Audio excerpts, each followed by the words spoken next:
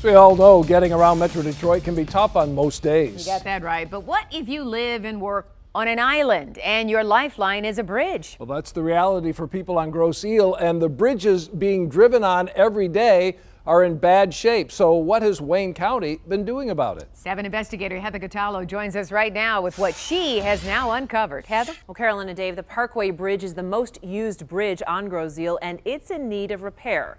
I have learned that Wayne County skipped a federally mandated underwater inspection of that bridge. I've also found out the same bridge inspector who we exposed last year for allegedly falsifying bridge inspection reports was the one who was supposed to order that crucial inspection.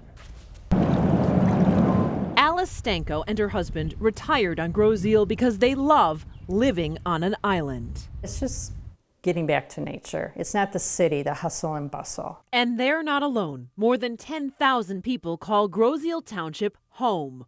Grosse Ile is actually a group of 12 islands, all linked by bridges, and most of them date back to the 1930s or earlier. This is really falling apart, though. Oh, yeah. But suddenly, last April, the bridge that links Alice's neighborhood to the closest bridge to get to the mainland was shut down.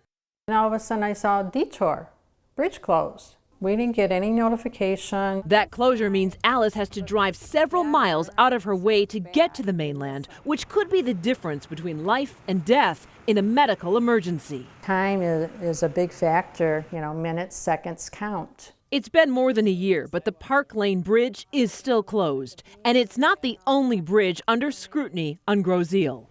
If this bridge over the Hickory Canal fails, the 1,000 residents here will be stranded. This bridge is currently rated in serious condition. Anything could happen at any time. It's not just the smaller bridges at risk. Wayne County's Grosse Ile Parkway Bridge is the main crossing used by 75% of the island. We're concerned about the Wayne County Bridge because it's an essential lifeline for residents and businesses on the island. As a member of the Grosse Ile Civic Association, Greg Karmazin has been demanding answers from state and county government about whether enough inspections have been done on this bridge. Federal standards call for underwater inspections of bridges like this every 5 years. How important is the underwater inspection? Oh, it's critically important. The support piers hold up the entire bridge. In a 2007 underwater inspection, engineers wanted even more inspections, saying, quote, due to the age and amount of deficiencies, it is recommended that this bridge be re-inspected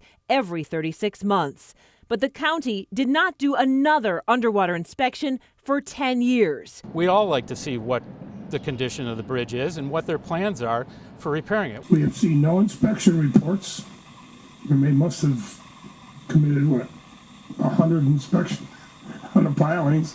The 7 investigators now have those bridge inspections that Karmazin and others have been asking for. And one name in particular stood out to us. Tim Drakeford is listed as the bridge inspector on past reports. Last year, we showed you how Wayne County fired Drakeford for falsifying records and neglect of duty. On Drakeford's 2013 and 2015 inspections, the description of the bridge's condition looks exactly the same from year to year. The ex-inspector even told the 7 investigators he was told by his supervisors to copy and paste his inspection sheets.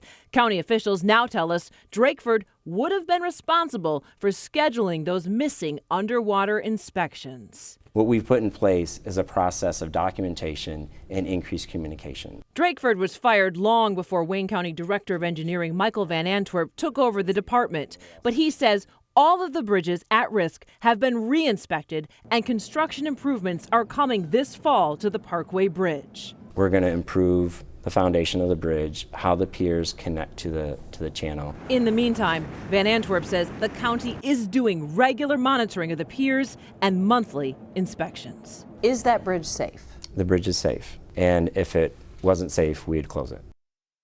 Wayne County also plans to start working on those smaller bridges on Grosse Ile that could strand residents if they fail. I have those plans in detail at WXYZ.com, including several inspection reports so you can see for yourself the state of the bridges. As for the former bridge inspector, Timothy Drakeford, he told me he has no comment about his past work for the county, but he is still under investigation by the Wayne County prosecutor. But the county is going to be meeting with township officials coming up in the next couple of weeks to really go over all of the plans coming up, because they do have to start fixing these bridges. So it looks like they're getting started, but is it because of the heat you put on them? Well, we'll see.